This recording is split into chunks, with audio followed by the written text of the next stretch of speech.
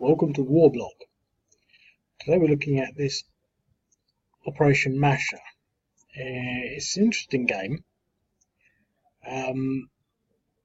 mainly because it's sort of wrong.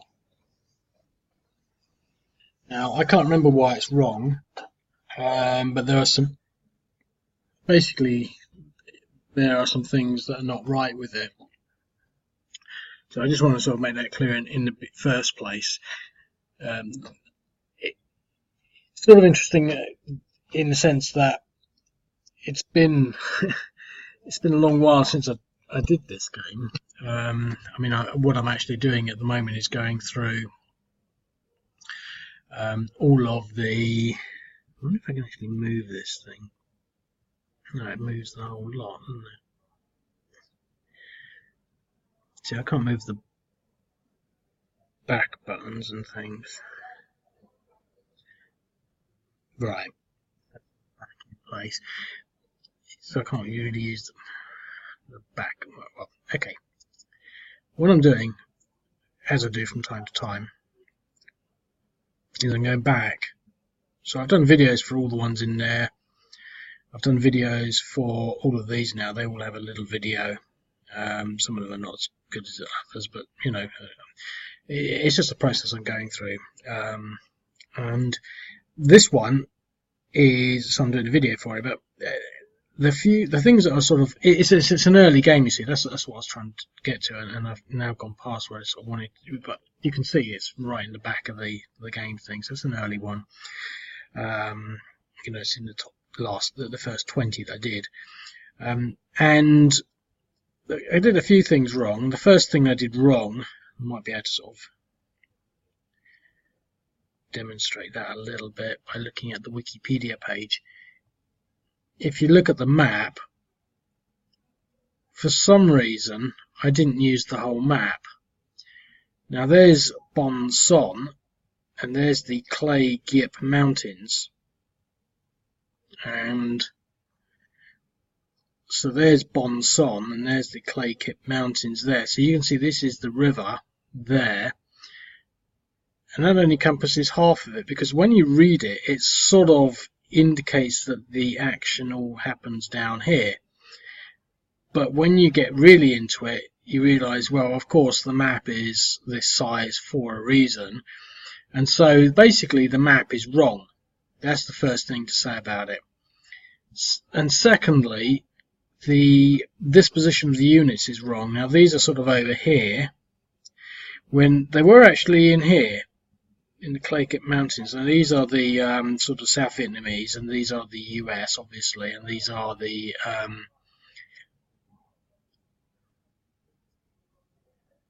I don't know what they are. Oh, I know what's wrong with these. That's quite interesting. Now I'm not going to edit this, but they're on 0 movement, which means they're an odd colour. They should actually be yellow. It's another thing with the older games. Something sort of a bit odd with the setup. I've nearly sort of got past things like that, but because it's still an early one, I'm still facing it, as you can see. So that would mean if on the first turn I wouldn't be able to move them because they've already sort of been moved. Just a little aside, if you're sort of watching this, most people don't watch more than 30 seconds, so it's probably quite irrelevant, but I just want to add, one of the reasons I'm a bit quiet on the site at the moment, if anyone has noticed, is I'm rebuilding it on what it is, a VPS. It's just time consuming. So what I don't want to be doing is anything on this server, then I'm going to have to replicate. Now I'm building another scenario, that's fine, I can port that, but I don't want to start making these little changes at this moment because I won't replicate this one. I'll forget them, so I've got to be quite careful, and I don't really want to sort of do too much on this old site now before the new one's done. And just for, you know, in case you're interested, I mean, a new site will, in theory, be able to make the site run a little better. I've never really had any problems with the site and how it runs and things like that. You know, it's always seemed pretty good to me. But the thing is, I'm aware that it's just on a reseller platform, and pretty poor performance generally in theory. But I've load tested it, and up to sort of 24 people, 24 things happening a second, sort of, 24 active people, and there would never be more than 24 people actively on at any one time. I mean, you might possibly get 24 people on in a day, and that would be a really busy day. So that doesn't sort of matter really, but the point is this reseller can handle that. What the reseller is not very good at is all the load that all the other sites on the server put onto it. So if one of those goes down, it brings this site down. So I've sort of bitten the bullet, and I don't want to get too much onto it, but basically this new server should be a lot faster. And one of the things it's a bit of a challenge is this is on PHP 5.6, I think, and the new one is, well, I've installed I don't want to get too much into it, but it's a LAMP set up using PHP 7, and PHP 7 is, generally speaking, about twice as fast in its capacity and processing time over PHP 5.6. So, all the things that this operates should be faster. But the thing is, some of the code is different, and I have to go through and change all the code, and it's really taking a lot of time, and that's why I'm not doing a lot on it at the moment, because I'm doing this thing. So I'm just going to sort of play this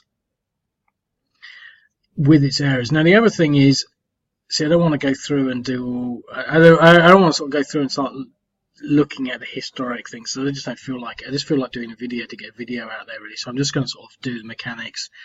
The thing is, because this game is so full of errors, I don't want to start sort of saying, well, this is what's happening, because essentially these are, I can't even remember what's what, but these are air mobile units, and the thing is, this whole thing needs to be redone, rebuilt, to be quite honest, because they get air lifted in. Now when I did this, I didn't have that air mobile capability, but I do now, so I could go back and I could change that, but they ended up here.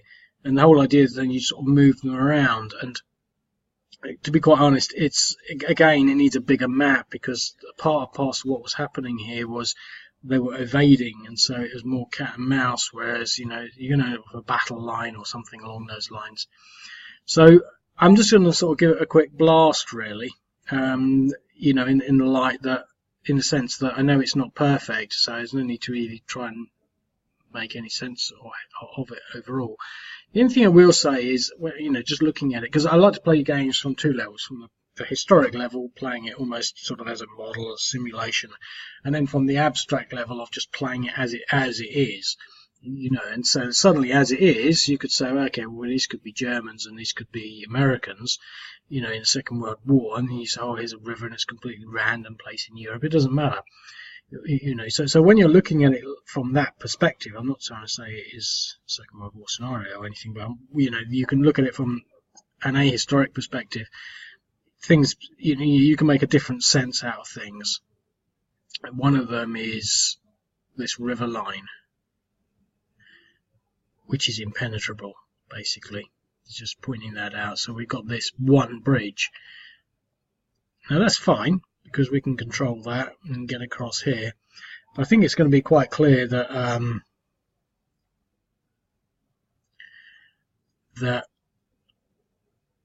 well, there's going to be some kind of front line almost immediately there. So this is, this is not unpassable. Now, if we had air mobile units, as you should do, we could be able to sort of land them there and do things like that. So it's really just a case of sort of pushing these down here, and when you look at these numbers, it could be quite a fair fight. It's just a case of getting these units up there. The other thing to say, as I've just noticed, there's no objectives, and as I said, this is one game that is always in the back of my mind. It's not right. Most games, and this is an interesting thing to state, because it says a lot for the other games. There's no other games that I really feel that way about. There's a few games where I think, well, I could have done it better, or these objectives are a bit squished to the side, but this one is just wrong. So, which says a lot for the other 500 games. Now, I know that there are at least 2 scenarios I haven't completed, There's one that's half complete, and there's one that's got nothing on it. I know what all these scenarios, and I keep thinking I'm going to do them, and I will come back and I'll do this at some point. Maybe this video will be the impetus for it. But so I'm just going to sort of, obviously that's the front line. So really, I'm just going to get these units here to start forming up a line. But as I said, there's no objectives, so it's not as though the Viet Cong have got to take Bong Son or anything like that.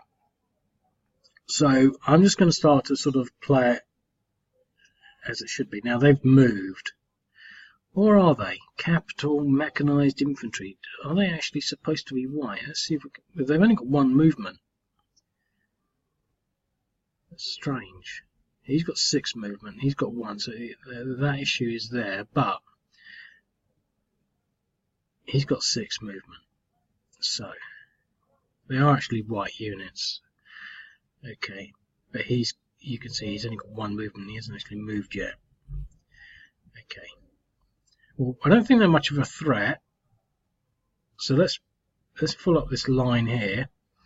Do anything mobile? No, it's all infantry.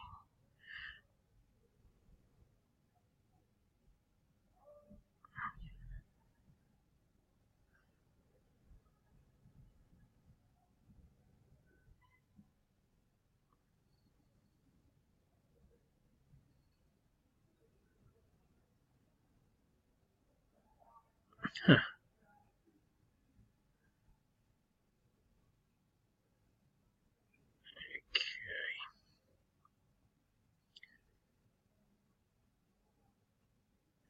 So that's what happens when they move. He's not enough movement.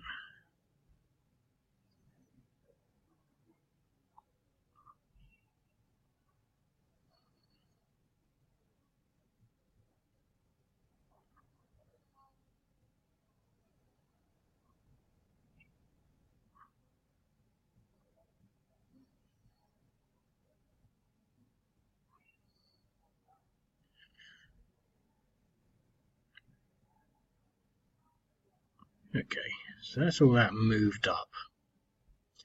So we're going to get a nice line there. Now the thing with the Viet Cong is they might just move off the board. You know, I mean, why not? Now he can probably make contact, but he's not particularly big, so I'm not going to.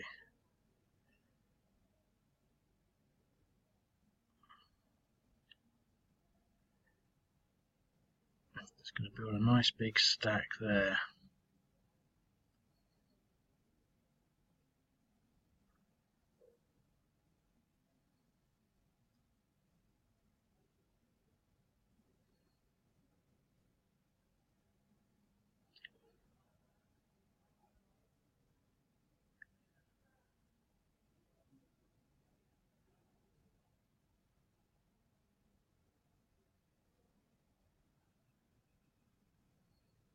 No, he's only got 1, 0, 3. He can move. This is the error. Hopefully I won't see this error much more after I've done a few things. I'm going to leave it at that. I could probably squeeze in a few more movements for some of these, but that's the sort of line I'm forming. So we'll move. I'm not going to use the air power because I can't be bothered. I'm not going to do much more of this video. I just want to get something up there because I haven't done anything for a couple of weeks. As I said, there's a good reason for that. I just feel a bit guilty, like I haven't done anything. I am actually stumped on lots of other things as well, but this migration thing is really sort of, it shouldn't be hard work. It's the fact that I'm going from PHP 5 to PHP 7 is going to be a long haul. I do have the option to sort of back and create a lamp with 5.6 on it, but if you know anything about computers, if you don't, it's probably confusing. But I could do it. I could implement an older server type, and then just sort of have done with it, and all the code will work and it'd be up and running. But I want to take this opportunity to upgrade to the newest version, future sake really, just to sort of, you know, it is faster. I don't know how much faster it is. It just seems to make sense to use this opportunity to upgrade. It also tests my ability to handle that and to learn PHP 7. There's not a lot of difference. So I'm going to make this video short. So they're going to meet them, I think. Now the thing is, do we want to meet them sort of there because we're going to lose?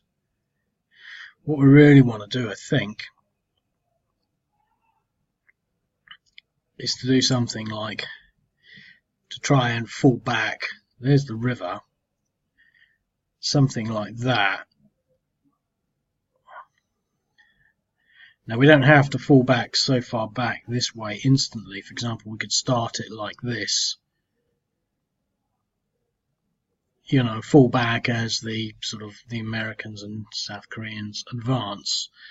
So, but what I'm saying is that's impenetrable there, so we can have this as a defensive feature.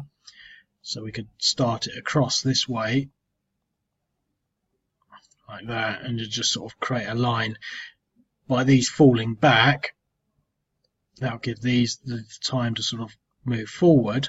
Now these are going to take a while, but eventually we should get these units sort of nearer. I mean, these are going to take forever. They're not going to fly in. But we should be able to meet them with some kind of line here. Now it's completely artificial really. I mean, I can't see that line of having formed there, but you can actually see how the river might not have been crossable, and that's what we're dealing with there, sort of a defensive line behind that and down there, which is not too unbelievable if you look at this river.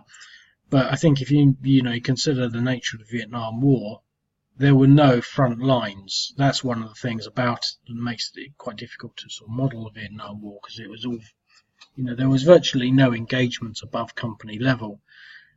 Everything was much smaller. The big engagements were more sort of standoffs, and where they ran away.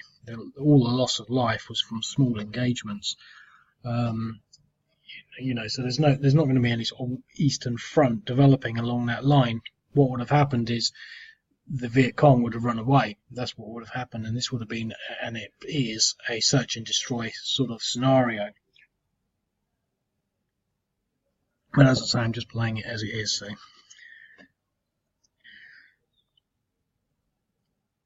that's the thing about Vietnam. It's such a big war, but it offers so little. And when you compare it to Korea and... Right, let's move him at least back this way. And...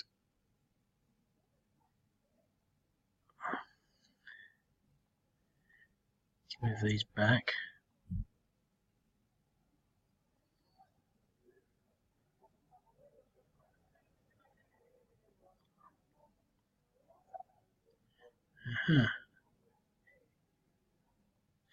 Yeah, what I'm saying is, I mean, the Korean War and the Iran-Iraq War, they offered more in that archetypal sort of strategic overview.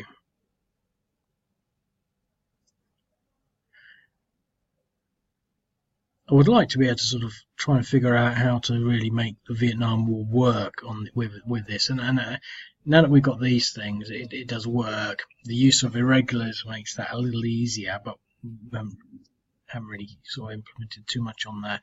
But what I sort of want to do, especially with the print and play now becoming a little more of a process, is having hidden movement. And I have thought of having hidden movement in this.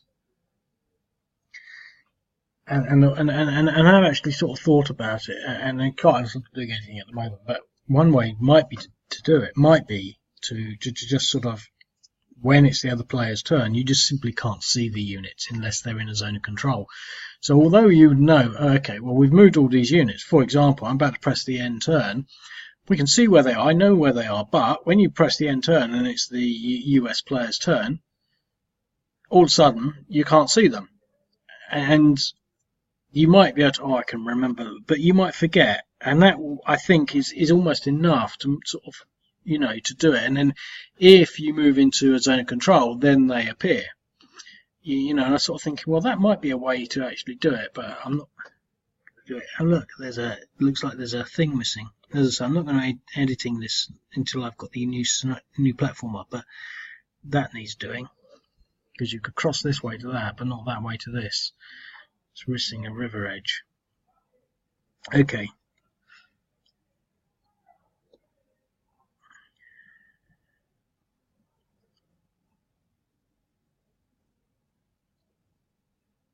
This is interesting.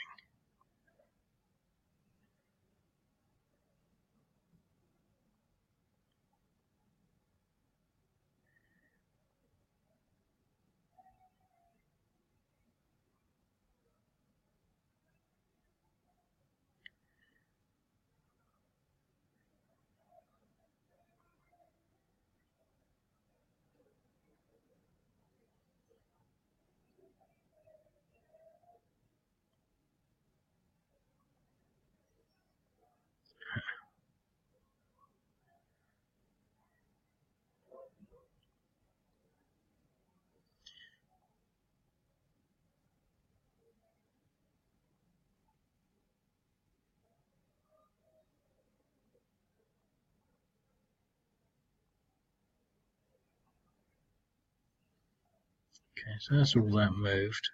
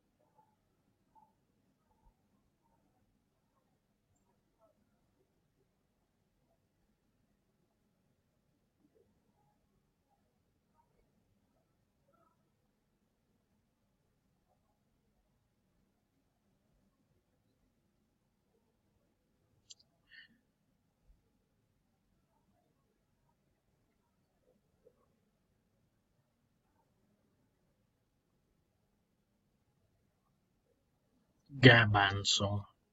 Is it a Gaban song on here? It's just band song.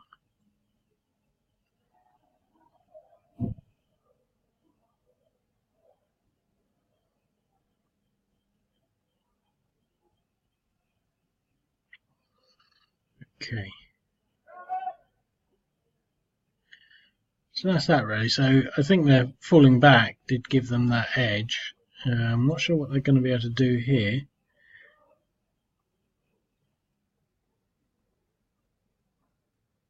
It's not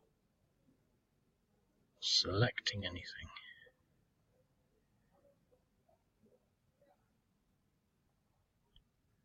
I know why. Probably need to, because they've moved, it needs to be reloaded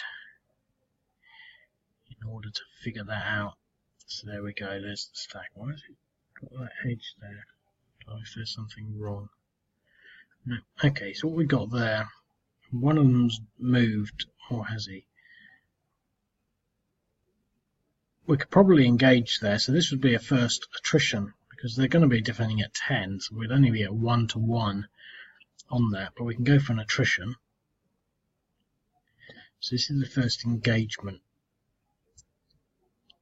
for the 1-to-1 and a roll or damage of 1. So the thing is that would never have happened. There was no build up of no. I just seem to be plagued with unwanted communications from the people that made this computer. Always sort of like prompting me to do something, and I just know, I don't know. My other computer is sat next to me. It's a perfectly reasonable computer, and Microsoft updated it. It just stopped working. I mean, the keyboard seems to be working now, and I've bought this one, and it's quite a nice computer. It's got 20 gig of RAM, but I still don't use it because I like my old one. It wants to update the computer. So anyway, we're forming up this line. We managed to do some damage there. I'm not going to do the air power. I'm going to have a little twiddle here, see what we can do here, because it'd be interesting to see what the actual numbers are on this.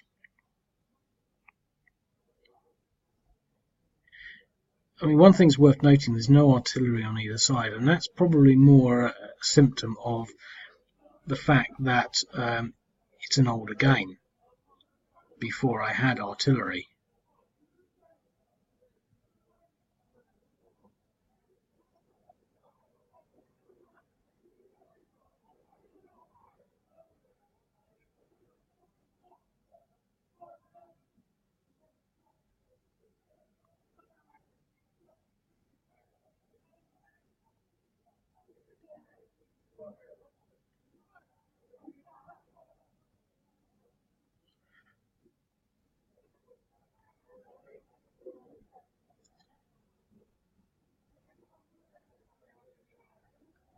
It's interesting how the movement is so limited in the jungle.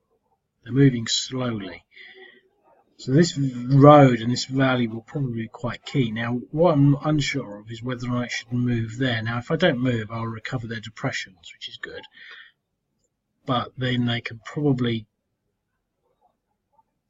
carry out quite a big attack next turn. But I think I would probably embrace that a little.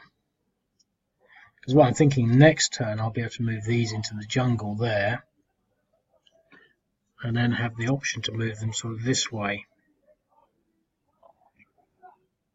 I think I'm going to leave it at that.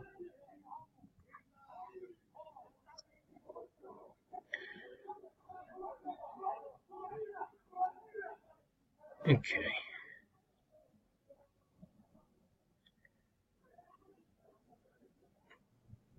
So what am I going to do there? We've got this engagement now. They haven't retreated, which I think is not significant, but that would have made a difference. We've now got the option to engage these units, or at least this stack here.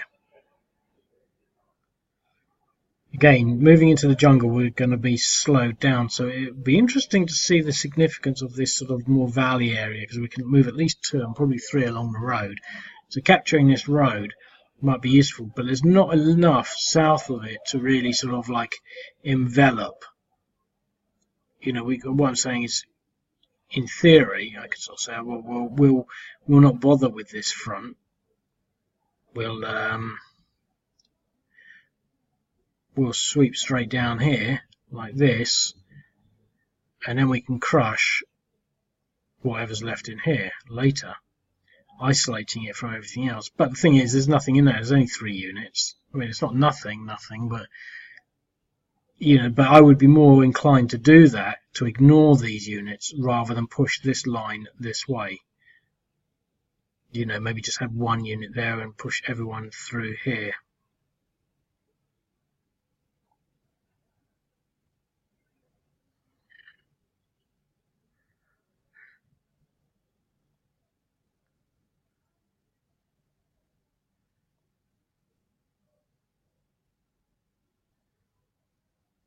Okay, so we still got some movement.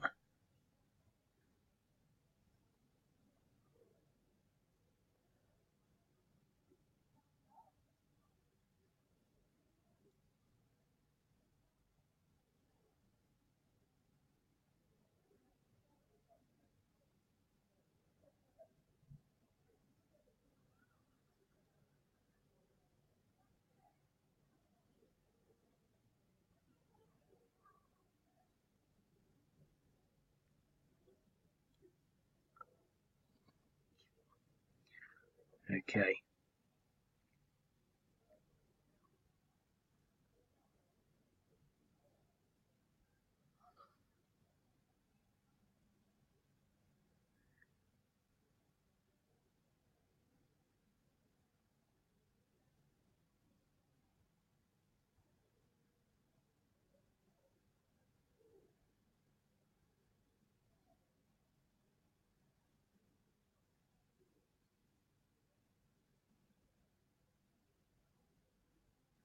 These airborne units should be air mobile. Okay, so that's that. So let's end this because I don't want to play too much more. To just sort of get into that.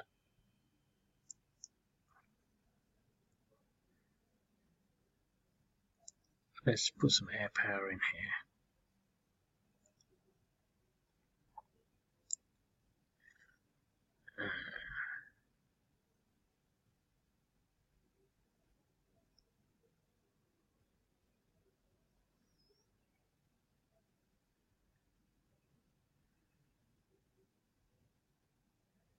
One 1.2, 1.6, okay.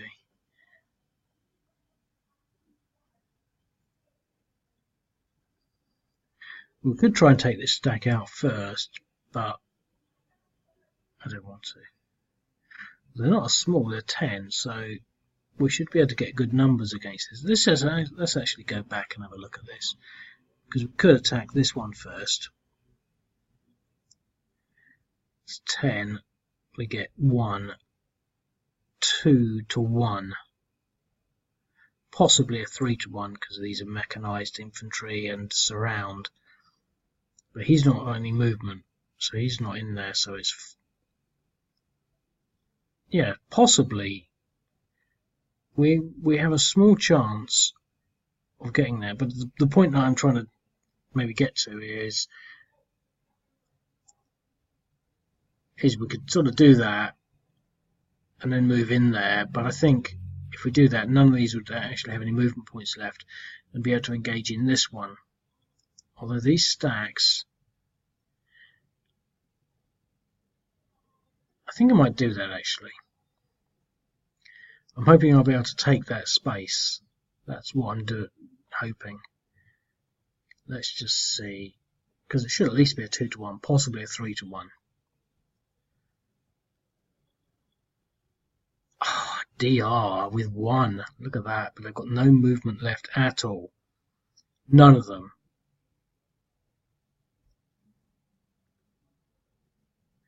That's so frustrating because I just wanted 1. I predicted there would be no movement. How much has he got? He can't get in there because there's no stacking. Okay, well, it doesn't matter. It doesn't matter too much. So we should have similar odds, but we've got lesser odds now. And we don't get any benefit from that other action. Probably fail now. 3 to 1 and a DR. Okay. Well, that's the excitement. That's how the excitement works. Okay, what's he got? 0.25, no.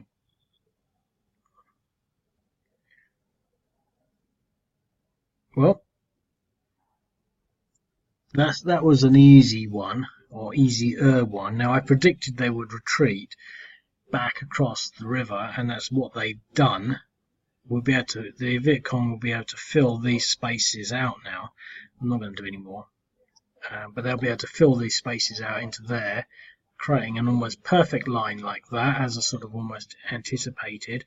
We'll be able to shuffle down here, at least like that. That's a sort of semi-line, but these will be able to sort of come in here as these units shuffle down, or build this line out along here, or even fall back, as I sort of said there.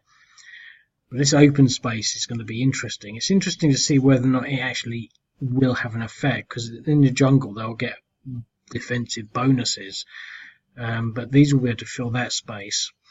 So even if the line falls back like that, see, this is key. You know, in this scenario, as a sort of scenario that is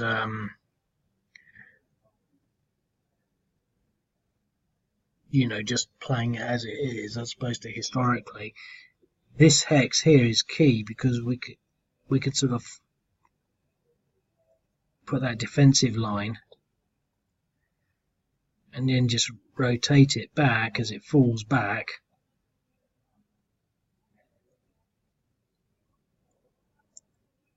Until we get there, and then even that line can fall back that's interesting. And the thing is, if we had these as air mobile units to be able to get behind them, we've got some air power. There's no artillery. That's a big thing. It'd be interesting to see whether or not the Americans would actually, really want to pile in on that, because they could. Only the thing is, with the new stacking limits, they could only ever get 4 in there, and that's the only hex they can get leverage into there. Across the river would be silly odds. Now they might be able to get this hex there.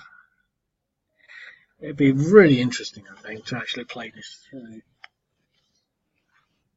when in a better frame of mind, actually.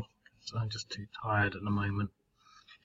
But I just love all these little lines and things. And I think one of the things that's always really made it for me is, even though this is a poorly formatted scenario, the map's wrong, the units are in the wrong place, there's no proper mobile unit movement that was a later development, and the fact that it's a difficult period to model the Vietnam War, even though that's all the case, this just looks to me like a really good scenario.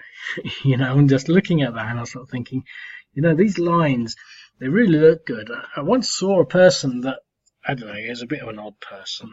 It was sort of, I don't know, not odd in any particular sense, but he did some. Basically, I like things like this, and he was doing some. Well, I don't want to say too much, but he was doing some sort of coaching and training sort of things, which involved a whiteboard, and on the whiteboard was lots of squiggles, and all the squiggles looked really good. And it was like what he was trying to communicate was that, there's no such thing as sort of like the things that impress you in a technical sense. They just appear to impress you. Like these lines, they might not mean anything. So you give an idiot a dry pen and a whiteboard, and as long as they got a little bit of sense, they could probably do something. And when you just came in to look at it, you think, oh, that looks really good. There's some logic drawings, arrows pointing here and there. How these sort of like whiteboard type sessions go, or they've got the bits of paper and they draw things on them and have boxes in and explain stuff, and it's usually a lot of rubbish. But the thing is, what I'm saying is, once you've got these lines, and I've seen some of the YouTube videos, and you just sort of see them and think, oh, that looks really good. And you're thinking, well, why does it look really good? Because, and in this sense, we do actually have some logic. We've got, the idea of this front line here, putting a little number in there, trying to take a look at that. So, it's working because it's directed to this, and it all makes sense to this. I think most people would be able to see that, this is a pivot point, and these lines coming back this way, and then this front line falling back. Obviously, it would have to fall in against this, but it wouldn't make any difference because the Americans would never get into these places unless their mobile units were working. It should be very different. But the thing is, it's as a complete and a whole scenario, it does sort of, even though it doesn't, as I said, it doesn't work. It doesn't work at the historic level. It works at the game level, just like all of them. And you just sort of think, well, it doesn't matter, people sort of. Someone on the YouTube just sort of said, they commented, not as critically, but it was sort of critically about some game that I put together about, there being no context. How did these units get to where they are? And well, the thing is, what he was saying was sort of not quite right, because it wasn't looking at what it was. It was like one game that was sort of like quite the way through a particular historic period, and the previous scenarios weren't there, they weren't done. And that was what he was talking about. He was saying, well, what about the previous battles? These happened first, and this doesn't explain how the war went on and how they got there. So quite often get that people will sort of say things and they don't realise the full context of this sort of gaming platform war blog. They don't really understand they think it's a documentary. They say that's not what happened. It's just me playing a game. But the point is, what I'm trying to get to here, and as I've already said it, I think, but it's, even though it's not brilliant and people could point holes in it, it's still an interesting, sort of game, and that's the thing I just like about these things. I was sitting here sort of thinking, oh, I just want to get this done, But even doing it, I was thinking, well, I'm quite interested. This is interesting me. I'm suddenly, my attitude's changing a little. I don't want to do any more of it, but I've done 40 minutes already. It's not boring or tedious, That's what I sort of think, that things might, sort of think, oh, I don't feel like doing this anymore. But I've always marvelled at the fact that creating content on YouTube is quite difficult for a lot of people, because they need to go and brush their hair, for example, and they need to make a script and have a theme, and that's quite difficult, and they have to edit them, and they have to put some music in, and they have to, all this post-production, and they put in a lot of effort, there's no doubt, but that doesn't necessarily mean the content has any significance or any value or is worth watching. It's just someone struggling to create YouTube content, to create volume, and to generate traffic and an audience, etc. It's sort of what I'm doing, but I'm not really doing it in the same way. But what I'm getting to is it's just so simple. I'm just playing the game, and 41 minutes, you can't see the telltale, it's just gone, and I didn't struggle, and all I'm talking a bit of nonsense. I'm just saying it's enjoyable, and when something's enjoyable, the time just flies. And I didn't feel like doing this. I sort of had to do something because I haven't done something for 2 weeks, and because I'm upgrading the server and I've got other things that I've got to do. But it's sort of, I don't know, it's a strange thing that I can never really get my head around fully. But you just sort of, I quite enjoy doing the videos, and I think they're enjoyable. But the games are actually, in their own right, in many senses, offer quite a lot. And the bottom line is, I quite often sit there and I think, are these games sort of, worthwhile, or I quite often fall into the sort of the not so much the opinion, but the perspective that they're boring, or it's just, I don't know what people call them. It's when it's just a click fest, I think. These things where you're just moving, you're just moving things around, and I just don't think it's like that. I think, and I know I sort of blowing my own trumpet a little bit, I quite often end up with the same conclusion every time I play these games. I just think these are so good, and the conclusion is, to some extent, and I always sit there and I think, I'm putting the game back into war. And I know this is like quite a grim thing to maybe say, but these are war games, and what has been taken out of a lot of what we've got going, in the market, is the game aspect of it. I get really frustrated and tired. I'm just getting off a little rant now. I'm going to weld in a bit. I get really frustrated by these new games that come out, and fantastic real live graphics, or super duper new this, or super duper new that.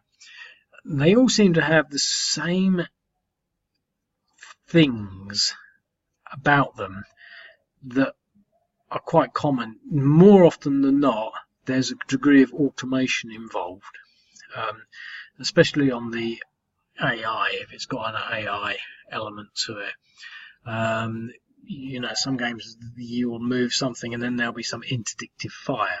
I just don't have time for that, But the other sort of games that I'm really, really sort of trying to sort of address here are the ones that they're three-dimensional. So you click in, and they happen in real time. I think they call them RTS, real-time strategy games. And you're not really playing a game. You're watching a scenario that you can modify here and there by adjusting things.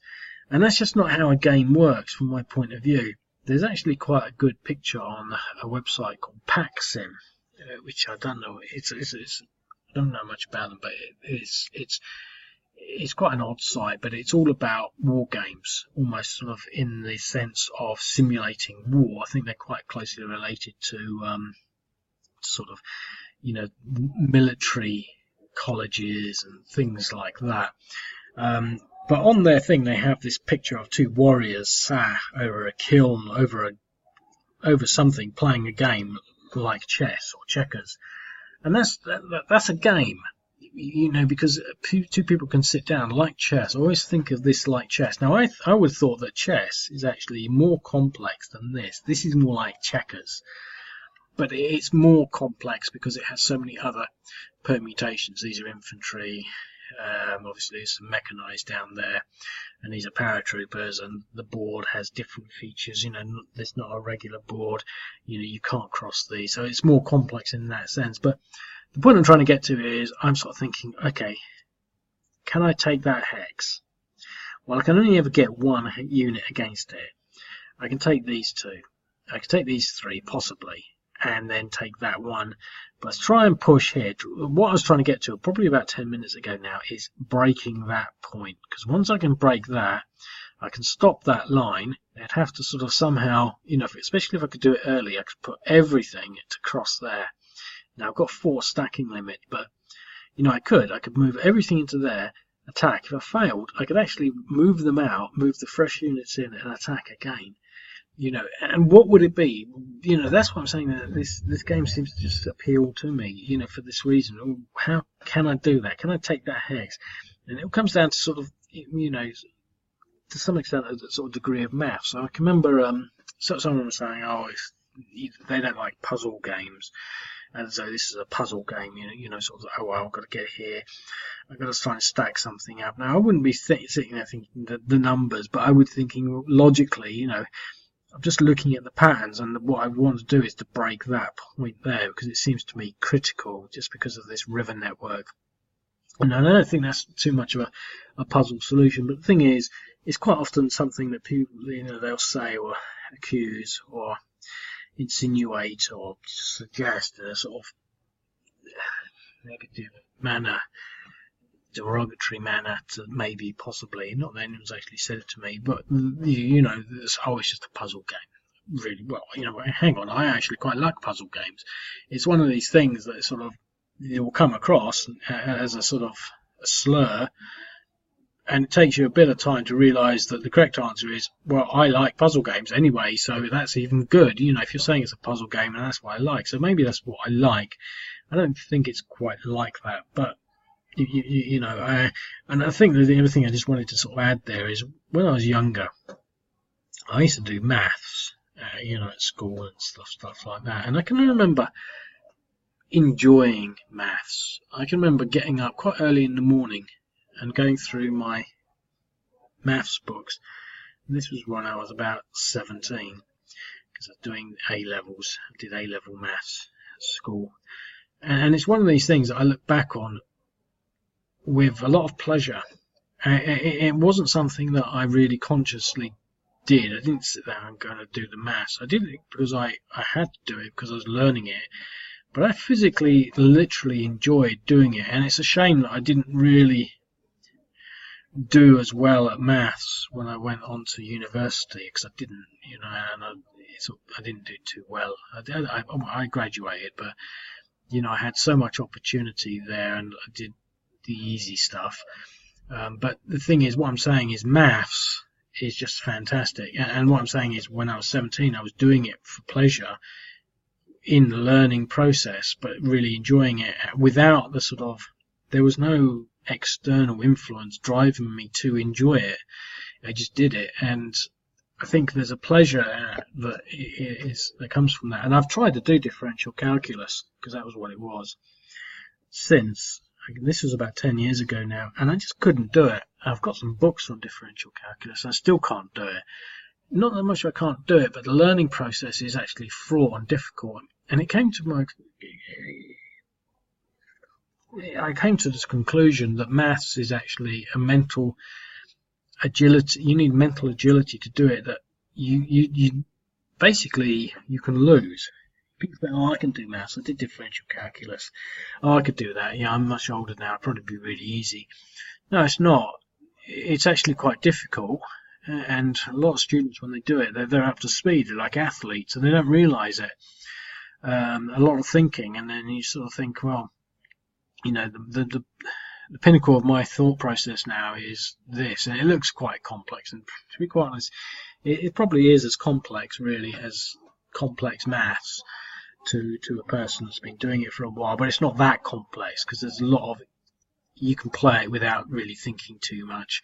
You know, you can't solve differential equation by being half-hearted, because it's quite strict in the way it works. But this is a similar process. And one other thing, I'm just really bawbling now, but you know, along those lines of things that are pleasurable, that are of that sort of almost academic nature and quality, are things that what I'm trying to get to here is the application of those sorts of things. And by way of example, what I was trying to get to is electronics. For example, I like electronics, and I would like to do electronics. You know, I'd like to sort of do these things. But the thing is, like a hobby, there comes a stage where you can't apply it in any way, and there's no point in doing it. There'd be no point in me going and getting a whole bunch of books on electronics. And I've seen people on YouTube do electronics, and I'd love to be able to do that sort of stuff because it'd be interesting. But the thing is, it costs money. You know, to do an electronic circuit board, it costs money. Especially when I was younger, I bought one. I bought a few of these little prototype boards, and you can put the wires into the little holes, the pegs, and I've got a lemon. I stuck some wires in and tried to create an electric circuit from a lemon or a potato, and I think I did those things. I created transistors and flip-flop gates and counters and things like that.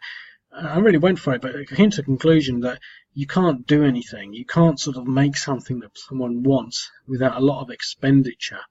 You can't create the interior of an airplane flight console, without spending a huge amount of money. But so at the end of the day, you can't necessarily keep plugging away at things like maths. And I think the prime example is things like biotechnology. I used to do not biotechnology, but sort of chemistry and biochemistry analysis and wastewater, mainly biotic water systems, river systems, water treatment, that sort of stuff. And you get to this limit that you can't really, there's no point in doing something anymore because you can't apply it in any sense that it's enjoyable. Whereas the point I'm trying to get to here is this little game, although it applies only a little bit, it's sort of, well, if I can't do it's like a Hobson's choice in the sort of the academic disciplines. I think you can't sort of, it's not really going to take you to the sort of the pinnacle of BAE as a sort of systems engineer, working on, core sort of propulsion systems. There's nothing that's going to actually sort of take me in that direction. For example, when I was younger, at the same age I was mentioning, I did a lot of technical drawing. They call it graphic design, graphic communication. But the year before I did it, it was called technical drawing. It's the same thing. I did a whole project. I'm just really talking now on MiG aircraft, so the MiG-3 all the way up through to 25 Foxbat, I think. And I loved it, and I did every single of the aeroplane, and I did them in isometric, technical drawing sort of format. And I always thought, you just had this sort of strange feeling that, you'd be able to sort of do that or apply. But, unless I became a plane spotter, practicalities of that, unless you actually get in, and they're Russian, aren't they? I mean, I'm not going to do that, but unless you get into all of that sort of stuff, they become lost skills and lost arts. But I think this whole thing, it's like it applies a lot of these things that people could really want to apply elsewhere in life, but can't find the sort of, the actual means of doing so. But still satisfy to some extent that sort of need for puzzle solving, for maths, for analytical thinking, for critical thinking, stuff like that. I mean, even today, here and now, you'll get people that will create blogs and they give up, because just blogs are just like trying to study electronics. At the end of the day, unless you're actually making a change or making an impact or actually earning money, you're just another blog. And especially if you've really not got a hard driving sort of force behind something, it's a strange old world. Anyway, I'm gonna leave it at that. I just sort of trying to say that I really enjoy these games. You know, I think it's a timeless wonder that is not failing me as of yet.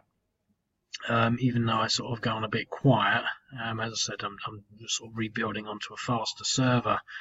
But yeah, I'm looking at this picture and I'm just loving it, even though I'm really not sure that it really makes a great deal of sense.